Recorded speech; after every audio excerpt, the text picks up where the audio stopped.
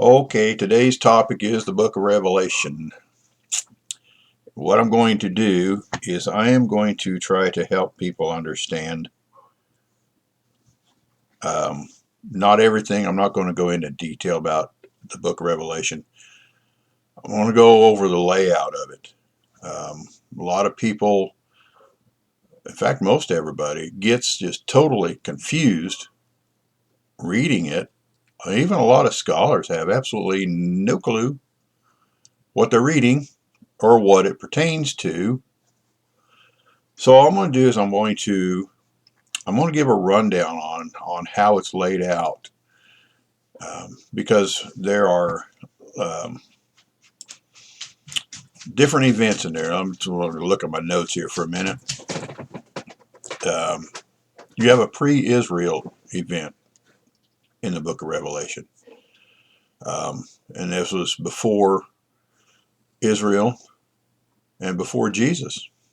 I know a lot of people are going to disagree with that, but that is in the book of Revelation. You have pre-tribulation. You have tribulation items. You have post-tribulation. You have the wrath. And believe it or not, I'm going to tell you this.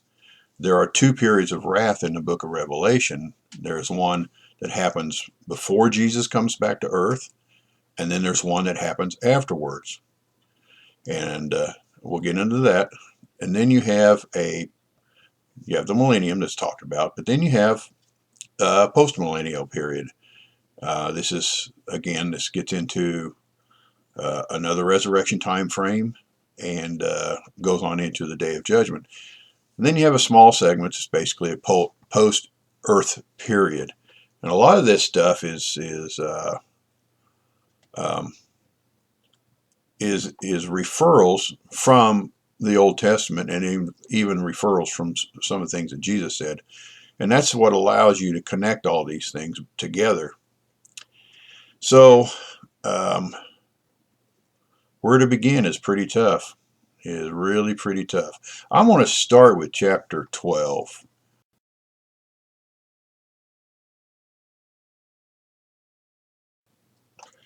Chapter 12 is an informative chapter. It is not a future event. It is an event that transpired um, back around the days of the Garden of Eden and before that, and also about the time this prophecy has come about, before the nation of Israel. The woman has 12 stars, and a lot of people think that represents Israel, but it's just the other way around. Israel was based off the woman. She doesn't represent Israel. She's one who gives birth to Jesus, and that's the first thing we find out about her. Um, she's in heaven when it begins, and she's in the wilderness when chapter 12 ends. The woman was ready to give birth to Jesus when she was in heaven. Okay, Jesus was taken and he was caught up to the throne of God. So this is an example. This is a real good example that you can't say that Jesus is God, because he was taken up to God. He was taken up to God's throne to be with him. God trained him, educated him, showed him what was going on, and that's how Jesus said that before Abraham was, I am. Think about this. Before Abraham was, I am. In chapter 12 has just shown us that he was born and taken up to be with God at his throne. So chapter 12 is a past event chapter. It is not a future event. The woman is not Israel because the woman was in heaven. Israel is a copy of the woman and not the other way around. Satan tries to make war with her, and he tries to overcome her, and he can't. And the reason is because Satan fell, was cast out, he was thrown out. Now, even though Michael did the throwing out, God gave the commandment in Genesis and said, all the days of your life you're going to be crawling around on your belly. So God probably told Michael, take care of it for him. And Michael did. And so the war breaks out. And Satan, he sends a third of the stars, which is a third of the angels, to earth, which is quite a few. And then we find out later on that they were demons. And that's what Jesus would cast out of people. Some of them went into chains and some of them didn't. But chapter 12 does explain this, and it's not a chronological event in the book of Revelation. It is simply, it is how would you put it? It's pre-Israel. It's pre-tribulation, pre-wrath, pre all of those things. Mostly pre-Israel, and uh, the time that she's taken away for the time, times, and half time is about the time that the flood came, and God started his prophecies with Noah, and just before that time. So all the 7,000 year prophecies, time, and half time, that's what that represents, and it comes to 7,000 years. And so she is out in protective um, area right now, out of Satan's reach, and so this prophecy cannot be destroyed by Satan. Okay, and that's why she's not the nation of Israel either. And so that's why 12 is so important. We see the birth of Jesus. We see how that was handled. We see the woman, how she was persecuted by Satan, both in heaven and on earth, and how she eventually fled out, and Satan cannot reach her because he's condemned to earth. And that's why he couldn't get to her and couldn't stop her, and that's how the earth helped her. That's probably about the only chapter I'll go into that much detail on. But let's move on now. Let's go back and talk about the seven churches real quick. I'm going to hit on those right now.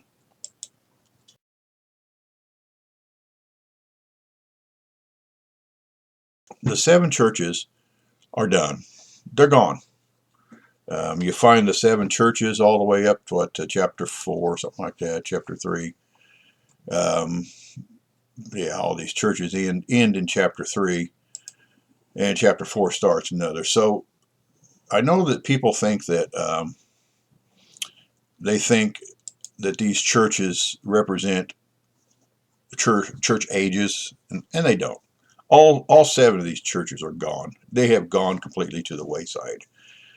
So there's not a lot you can put into these churches. I know some people want to use, what is that, 3:10, where he's going to keep them. Behold, because you kept my commandments, I'll keep you out of the time of trial.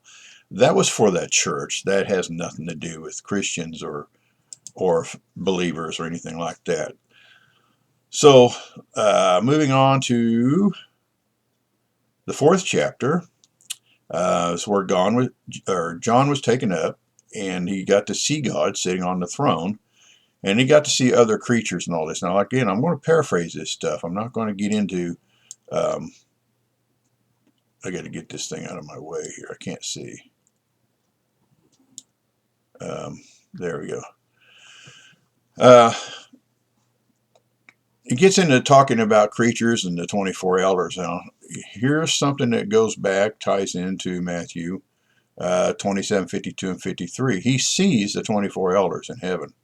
He sees them up there, okay? So they're not spirit beings. They were given robes, and they have crowns. And so what they are people who were in the resurrection of Matthew 27, 52, and 53. So that's significant. But, John only talks about seeing the elders and the 144,000. He doesn't talk about seeing any other person in a physical body. Okay, so let's go to chapter 5.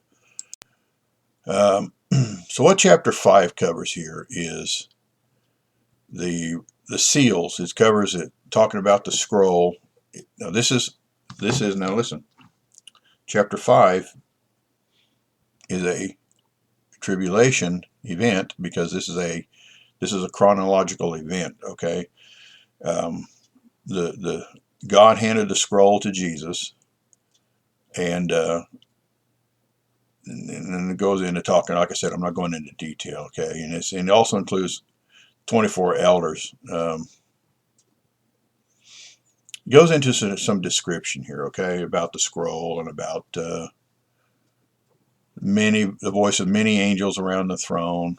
Living number of them was 10,000 times 10,000 and thousands and thousands. So we're talking gobs and gobs and gobs of angels and stuff up there. Okay, so this has to do with the beginning of of the seals. So that gets us into chapter 6. Now, the seals were opened, and I'm not going to go into those seals because they were opened when John saw them open. That was 2,000 years ago.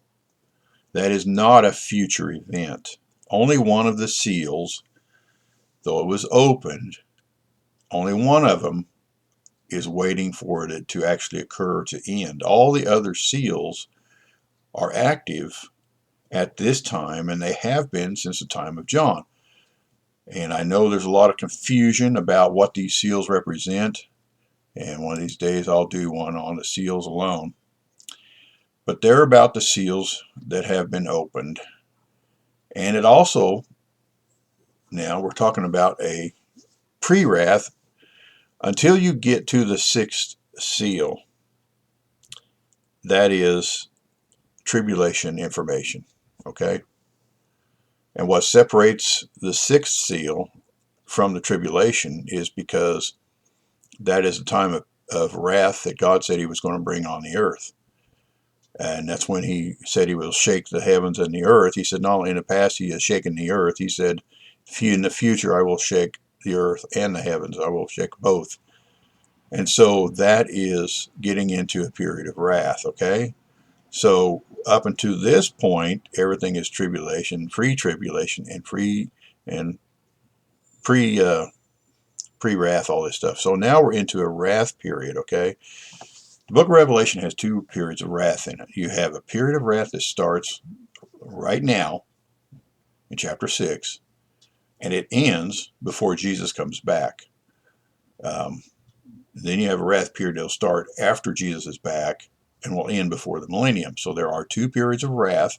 This is one of the things that makes it very confusing trying to understand the book of Revelation, because it talks about wrath and it talks about events, and you're saying, well, wait a minute, I know that event is part of the tribulation, but that talks about wrath. Tribulation must be wrath, things like this. You got to separate these issues out. You know that old phrase that so many do-gooders want to use is that rightly dividing the word of God. Well, if you don't rightly divide, how can you understand? And we're not nitpicking here. So at the end of chapter 6 starts the wrath, okay? But chapter 7 is an explanatory chapter. We're not getting into a sequence of events. This is an explanatory chapter, so we're back into explanation, and he goes on and explains the 144,000. Blah, blah, blah, blah. And that's pretty much about it. Yeah, it gets in there, talks some about the angels. Salvation belongs to our God. Oh, no, here we go. Here we go. So, yeah, what chapter 7 is also, because I forget sometimes what's in these chapters. But chapter 7 also covers the great gathering, the great resurrection, rapture, whatever you want to call it. On 7:9, I looked and behold a great multitude which no one could number, all nations, tribes, peoples, tongues, everyone, okay, even the ones who don't go around talking about Jesus and God all the time. That's because salvation comes to people by God and Jesus. That comes to them as their choice. And they had palm branches. Now they're standing in white robes, so this means they're resurrected, okay? This is not spiritual beings. They have palm branches in their hands. Salvation belongs to our God who sits on the throne and to the Lamb. Again, two individuals. You have God and you have Jesus. You have the Lamb. So that's what that covers. So that event is post-tribulation. So you have the wrath beginning at the end of chapter 6. You have the souls of those who were killed back when John was here, the souls of people who were going to be in the resurrection. I would say that. In chapter 6, let's see, and that was in verse blah, blah, blah, blah, blah. Then a white robe was given to each of them, and it was said that they should rest a little while until the number of their fellow servants and their brethren who would be killed as they were was completed, okay?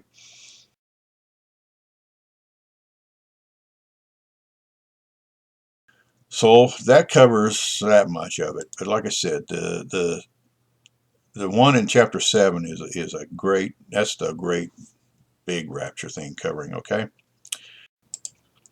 Chapter 8 starts off with, it says, when he opened the seventh seal, there was silence in the heaven for about half an hour. Well, if we were using this in chronological order, we would know that there was no silence in heaven, um, because the shaking of the heavens and the earth, the rapture taking place. So we know something's cooking, okay? So what the seventh seal is it's actually, um, part of it's the tribulation period is what it is. It goes all the way back to when John saw it opened, and it is the half an hour. It's half of the time frame left from the time of John until after the day of judgment. So there was silence in heaven, and then of course when all these things take place, the silence is over.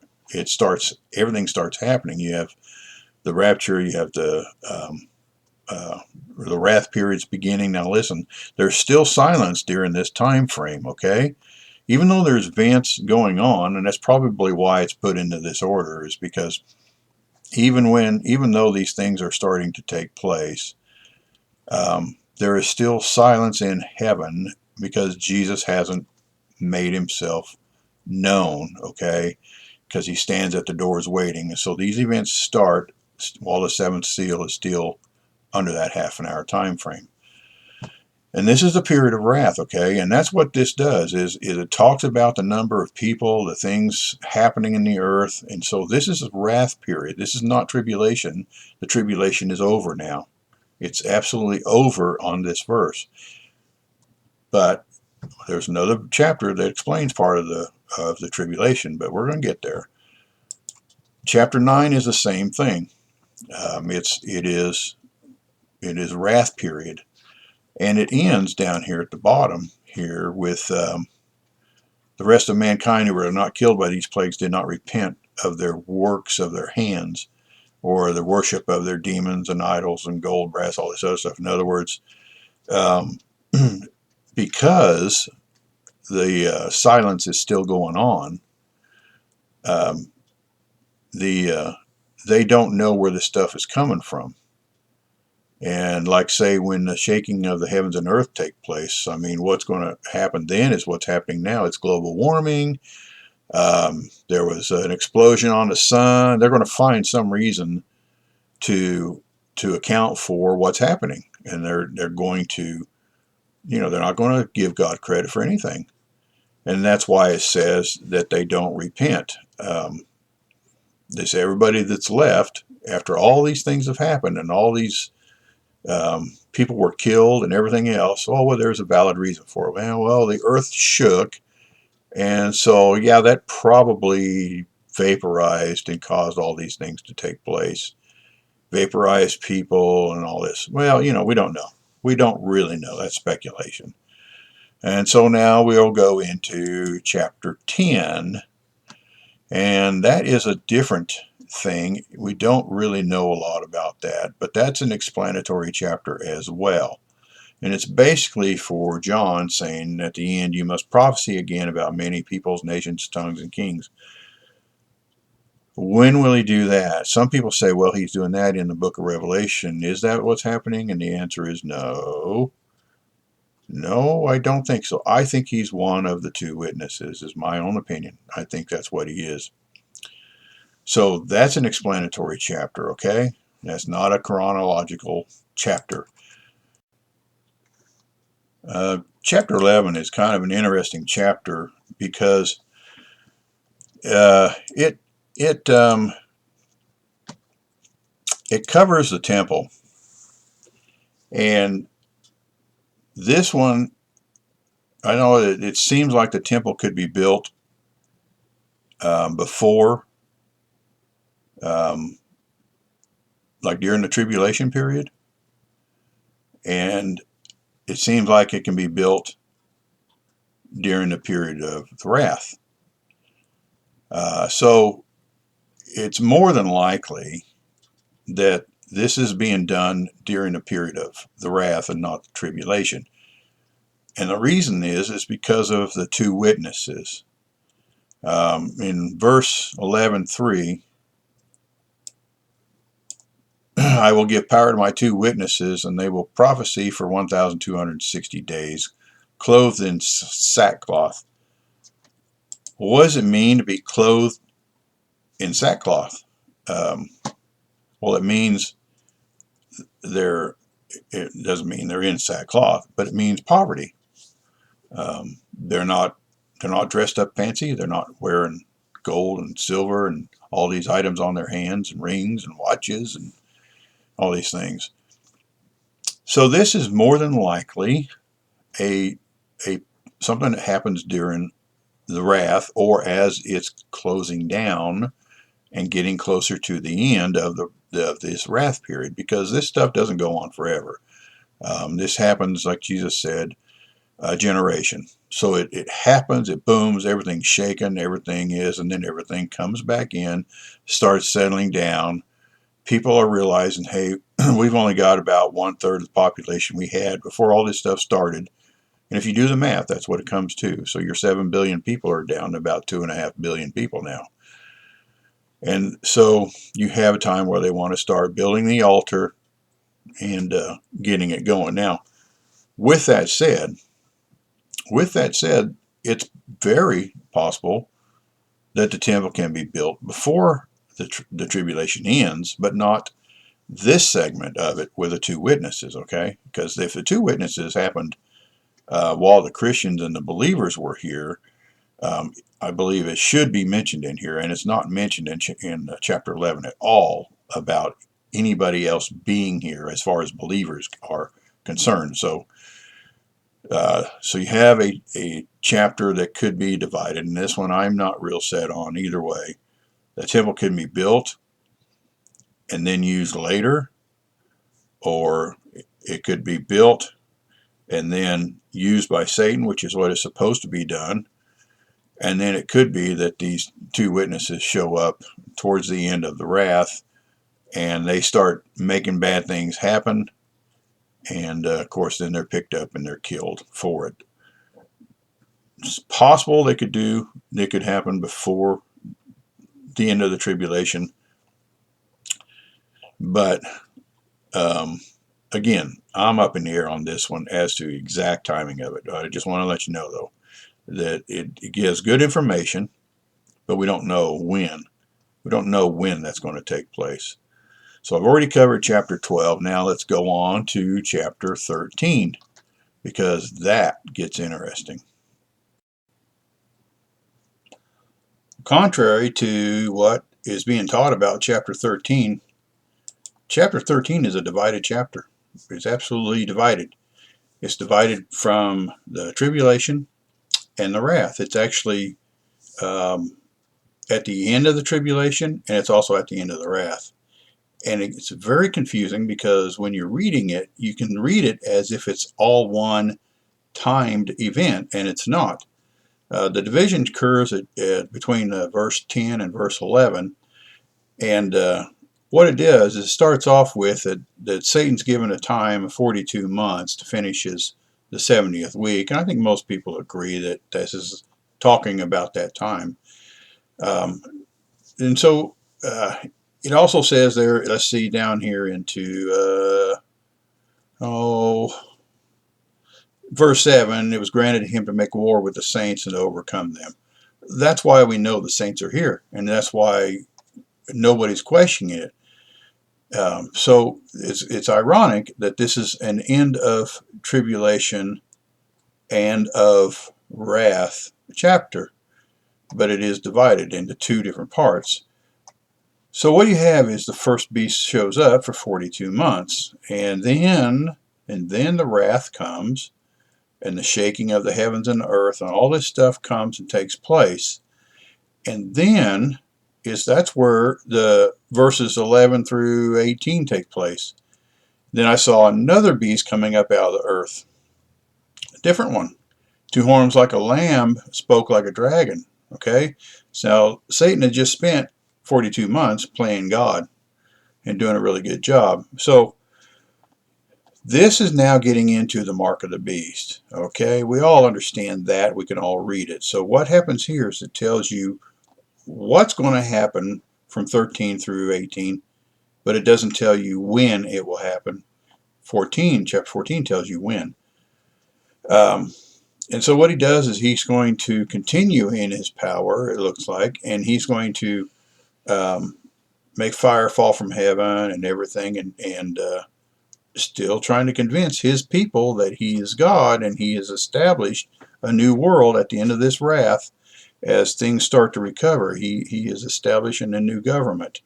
Because it says another beast. This is not the same as the first one, but because he convinced people of the first one, then he wants to be worshipped again like he was previously. And there's really not a lot of that. It says that the ends of it is a number of a man, and that's an entirely different story.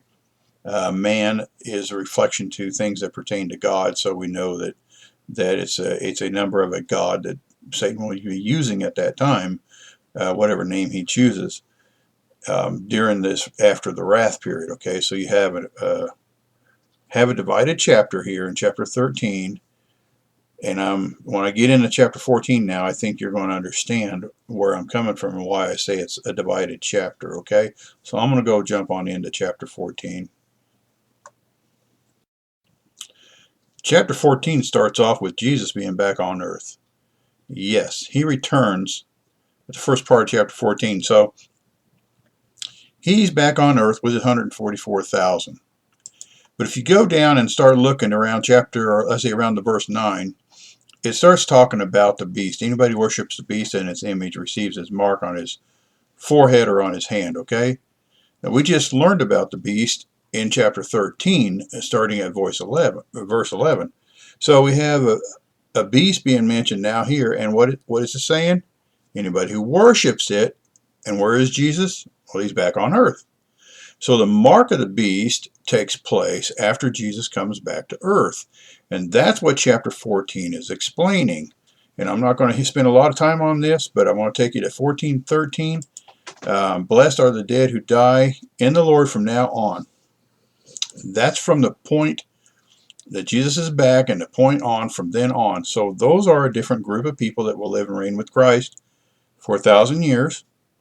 And they will reject the mark of the beast, and of course they will be killed for doing it. So now you have a time frame where Satan and Jesus both are on earth. Jesus here as the Son of God, Satan's at the temple claiming he is God. So you have both of them now doing physical battles. The first part, the tribulation part, all that is over. This is post wrath. This is after the period of the wrath, and so they're both going to be doing battle at the same time. Jesus has 144,000 here to help him. They are not here to preach the gospel. They are here to help him. And so this is what the chapter 14 is about. It also, at the bottom of it, you find out that the harvest is complete. And the reason is because now what that does, that takes care of the ones who just got killed. And so when he reaps in and he does the harvest and it's completed, that's what it's talking about. It's not talking about that's the rapture. That has nothing to do with the rapture. It is already gone. This is post-wrath. First period of wrath is over. Jesus is here. The first period is gone. And at the bottom of it, it's kind of interesting. The winepress was trampled outside the city and blood came out. The winepress up to the horses' bridles for 1,600 furlongs. It doesn't tell us how wide it is. It just tells how long it is and how deep it is and everything like that. I don't buy into that being a physical event. I believe that's just a spiritual event that John saw. I don't believe it's possible, but I don't believe it's possible that there would be that many because it doesn't give us the width. I mean, it could cover a lot of ground or it could cover a very little ground. Maybe, John, maybe it's just like a river that gets wide in some places, narrow, and maybe that could be a figure of speech. But nonetheless, this is very important. The 14 ties into 13:11. And so my opinion's always been that 13:11 through 14:13, that's all the same event. That's what it is. So the mark of the beast in chapter 13 It doesn't take place till 14. 13 tells you what's going to happen. 14 tells you when it's going to happen. With that said, you guys can read it, kind of fill in the spots there. And I'm going to move on to chapter 15. Now, chapter 15 goes on, and it says, "Then I saw another sign, great and marvelous, 7 angels having 7 last plagues, for in them the wrath of God is complete."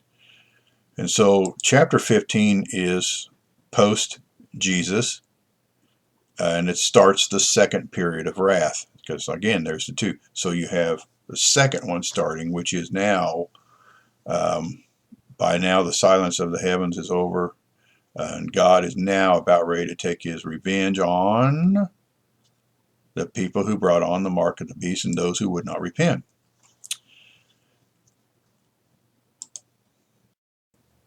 Chapter 16 is pretty much a story about what's leading up to the Battle of Armageddon. You have the periods of wrath going on. You have Satan battling as hard as he can against Jesus and the 144,000. And this is why I say that people tell people the 144,000 are not here to preach the gospel. They're here to help Jesus fight this battle. You have the Battle of Armageddon coming up.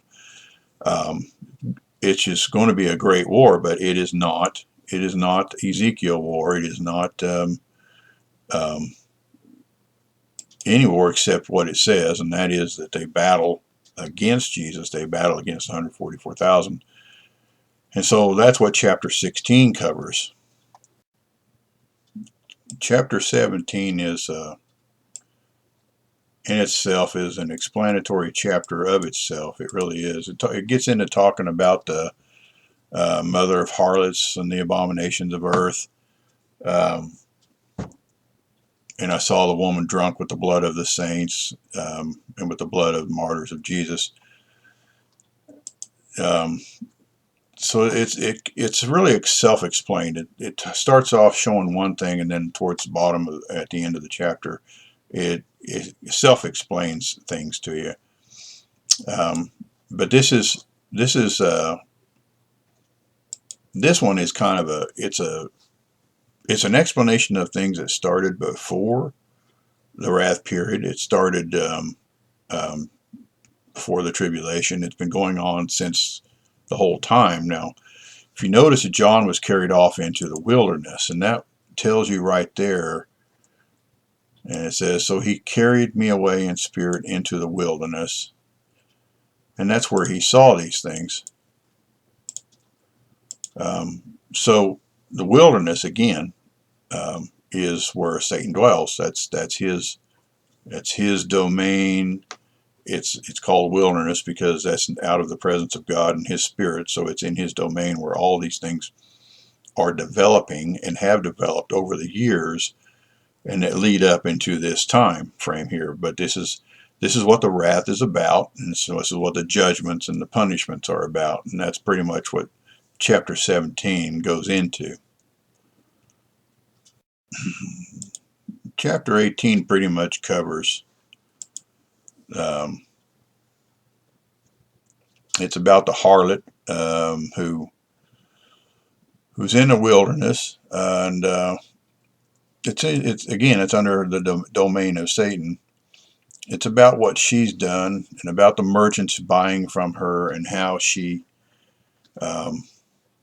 caused a lot of, like at the end of it, in her 18:24, and in her was found the blood of the prophet and saints and of all who were slain on the earth. She caused a lot of people to die for the sake of money and property and jewelry and all kinds of things.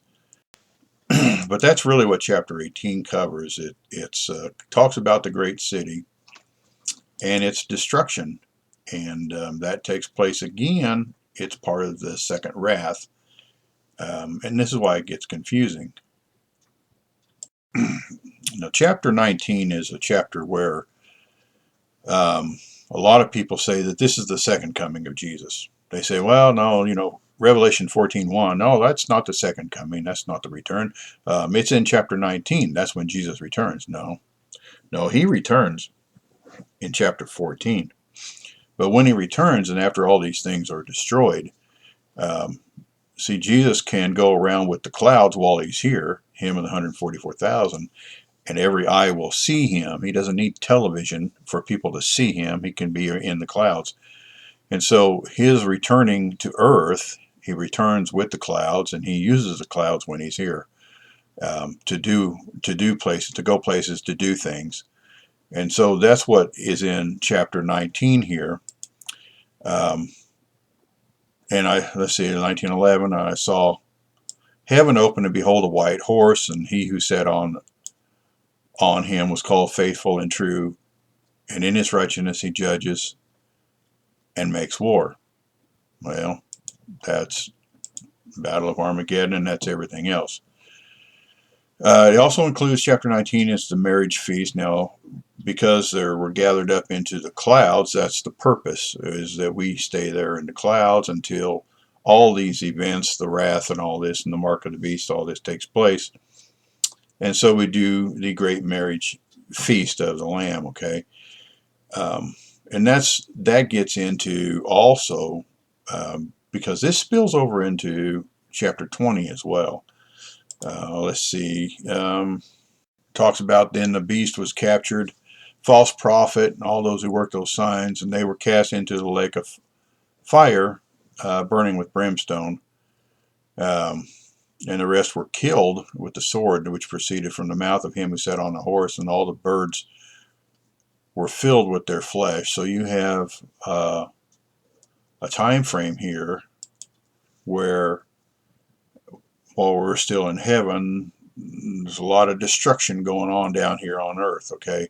So a lot of people take that as the second coming, and it's like, no, he's already here. He's just made the biggest war of the entire world history take place. And then, of course, it ends with the results of everything. So that's what chapter 19 is. So chapter 19 is a chronological chapter, and it's an informative chapter as well. And that brings us now to chapter 20. And so chapter 20 covers a long time. It is a post-millennial chapter. It's a post-tribulation, post-wrath. And it talks about the people who reject the mark of the beast, how they're going to live and reign with Christ during this 1,000-year time frame that's coming up. So it covers, chapter 20 covers 1,000 years of that. It covers the resurrection of the dead after that.